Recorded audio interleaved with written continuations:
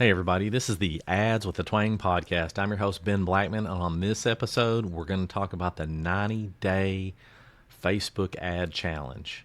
Here comes episode 119. The Ads with the Twang podcast is dedicated to helping you create simple, successful ads and use smart strategies to grow your online business. Get ready because I think you're going to love this. All right, welcome everybody to episode 119. So before I get too far into this, not that y'all care, okay? And you can skip right over this if you want, but I bruised my ribs, maybe cracked one.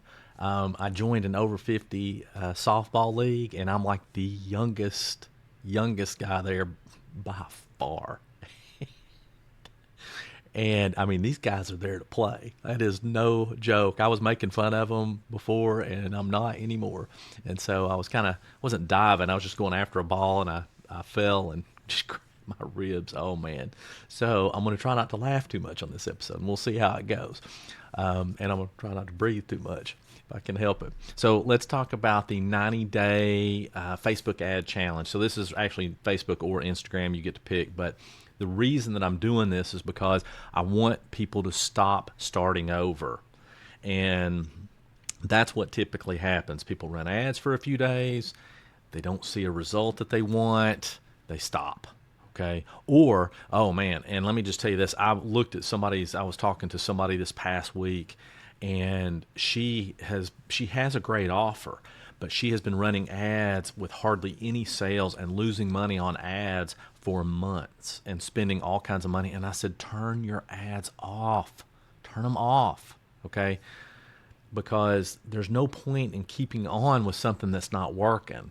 Well, the biggest problem that most people have is they don't leave them on long enough. So there's this thing about, and I see this all the time, that people will leave their ads on hoping that somehow they're just going to start working, and they won't. If they're not working pretty quick, they're not going to work. That's how that goes. But if you don't get started, you're never going to understand it. You're never going to get the data that you need to see, to figure out what's working and what's not. So I picked 90 days because it's a fairly long time. It's a fairly long commitment. 30 days just isn't enough. It's not that you're not going to get good data in 30 days. You will, but I'm trying to get you to do some consistent work on your ads. So before you hire an agency like mine or whoever, right, and we'll talk about agencies another time, but before you do that, you should know how to run your ads. You don't want them just in there doing whatever it is that they do, or me for that matter. You want to understand the process. You want to partner with them for sure, but you want to understand the process. So when they're talking to you about it, you get it. All right. So I've got my notes as I do.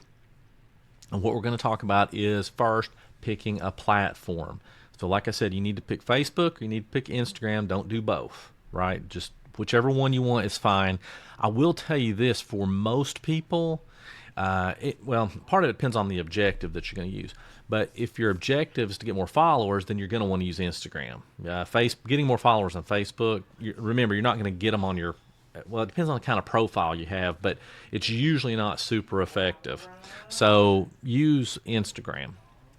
All right, now, Evan, for those that know, longtime listeners, that's my autistic son. He's awesome. I love him, but he's up and around being kind of noisy, so I apologize.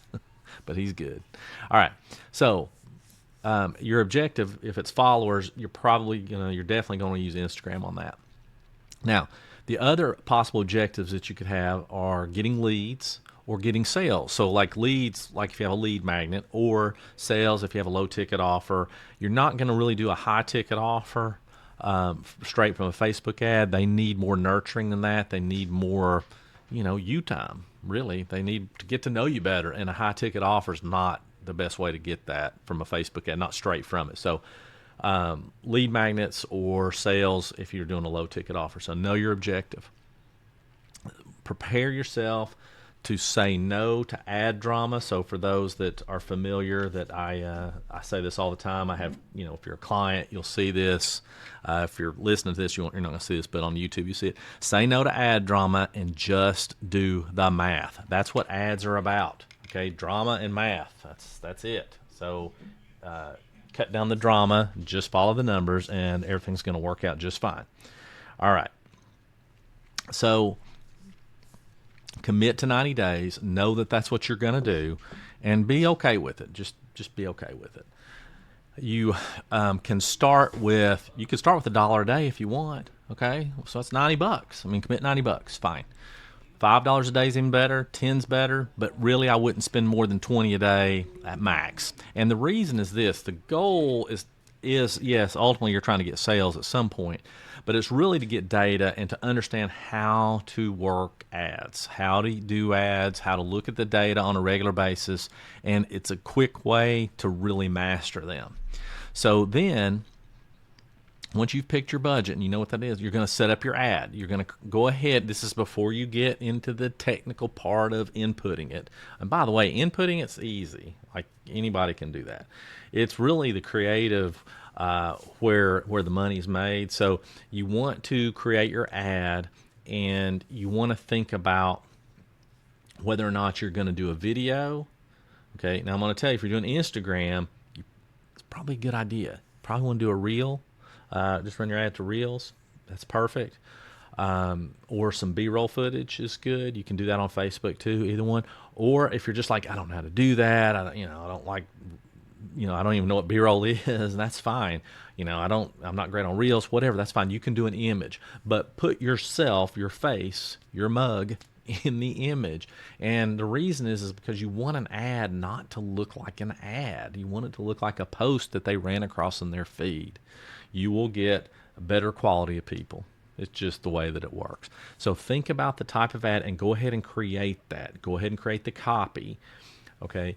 And it depends, but from a copy standpoint, it depends. If you're going to do like a low ticket offer, do short copy and let your sales page do the rest of the work. Fair? If it's a lead magnet, do longer copy and let the landing page, getting people to opt in, let that be short. Just keep that, when they got to the landing page, you got the headline and, the name and email, and that's it. You shouldn't have to oversell them on a lead magnet to opt in. So you don't need to make that super robust. They just need to know that they're in the right place. So once you've picked that, once you've decided, okay, I'm going to do, let's just say a reel, I'm going to do Instagram, I'm going to do a reel, I'm going to do $5 a day, then you're ready to go. Now, you might be thinking, okay, Ben, how do I set all this up? Okay, that's not this video, all right? There are tons of tutorials on how to set ads up. I mean, I'm happy to show you. That's fine. And I'll tell you what, I will create another video for that, just on YouTube, just for this. But Facebook has its own course about how to do it. There's tons of videos on input. The cool thing, though, is with Instagram, you just do it from your phone, man. Now, let me just say something. Let me back that up. I need to back that up and qualify that. You can do it from your phone if it's Android, right? But if you're using an iPhone, you need to do your Instagram ads from your computer. If you don't, you'll get hit with a 30% surcharge. Just the way that it is. So remember, and if you do, if you want to keep it simple, everybody just do it from your computer, right? You just go in there. You already upload the reel, right? Now remember, a reel has to be compliant. It can't, with Facebook ads, it cannot have copyrighted music on it or anything like that.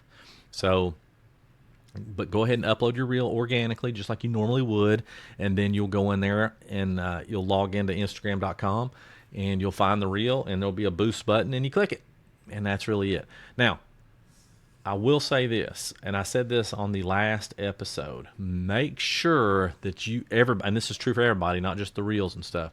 Use very targeted audience selection. Don't let Facebook decide for you. You decide. Make it very narrow the first time.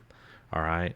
And what I want you to do is I want you to make it narrow and expand it out. Make it narrow and see what you get. So add in, several different interests. So if you're targeting, busy moms, right? So you want to, you might want to target people who are married, maybe not, or who are also parents, who also, are working, right? I mean, that's, you want to go down that deep. You don't want to just put in, an age group or whatever.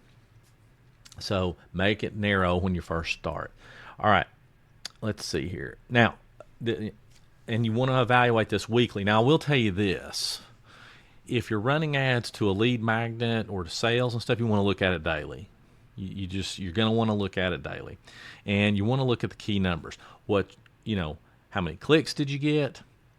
how many opt-ins, how many people took action did you get, what did it cost you to get somebody to sign up, what's your click-through rate. You want to understand those so that you can look at it and say, okay, I spent $50 and I got 10 opt-ins. That means that's $5 a piece. It cost me $5 a piece to get an opt-in.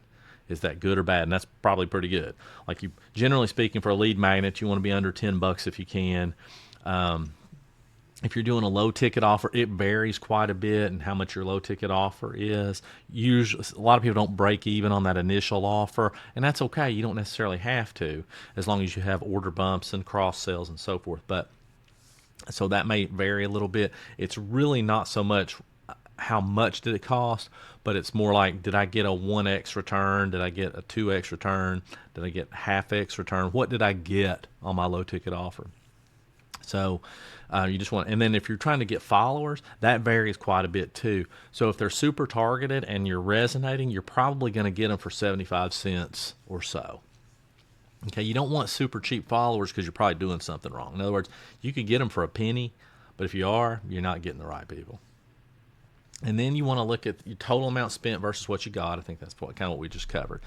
All right, so one of the key things is that you want to swap out your ads regularly. And what I mean by that is you want to try different creative as much as you can and as often as you can. And the reason is this. Different creative is going to help you really figure out what resonates with your audience, because what you think might resonate with them, they may be thinking something different. And your audience is the one that gets to decide. You don't get to decide. No, I'm just saying the audience picks, the audience votes, and that's it. So you're going to find out that a lot of times, even though you may be your audience, right? What you think is going to work doesn't, and what you don't think is going to work does. This happens all the time. Literally, one of my 7-figure clients, this past week, she was running ads to her, I forget what it was, scholarship, I think. Anyway, and as she was running them, we had a particular image, and she didn't like it. And so she said, and it had already been running for a little while, and she said, can you change it out to this image? And as soon as we changed it out, the ad, it tanked. Okay, and that happens all the time. It happens to me too. So that's why what you want to be doing is testing out different things, even things that you don't necessarily like. So you want to test your creative, and you want to do that at a minimum once a week. Now, you might want to do it once every couple of days. It depends on the results that you're getting. It's really up to you. If something works, though, and you're like, you've tested a couple things, and you're like, hey, this one works better than that, keep it running. Keep it running and just add another one in, right? If your budget's $5 a day, okay, go ahead and spend $10 a day, test another one, for 4 or 5 days and just see. That's really what you want to do. If it flops, it's okay. You're buying data. That's what you're doing. You're trying to establish a control. And the fact is you're unlikely to beat the control, at least with any super significant numbers. That's typically what happens. Now, there's exceptions to that, and ads will die out and they'll fatigue and so forth. But if you're running traffic consistently, you're going to find out that one particular style ad is going to work better for your audience than others. All right. Now, there's a whole thing about averaging, and I know that sounds like a hoot, doesn't it? I'm going to get into that on another episode, but for now, this is what you want to do. So if you want your ads to work, you've got to stick with them long enough to learn, and 90 days does that. Not 30 days, not 60 days, but let's do 90 days so you can stop guessing, okay? All right. That's all I've got on this episode, and I'll catch y'all on episode 120. Thanks for listening to the Ads with the Twang podcast. If you get a second, jump on over to my YouTube channel, Marketing with the Twang, and subscribe. You'll get all kinds of no BS business building help there. I'll see you next time.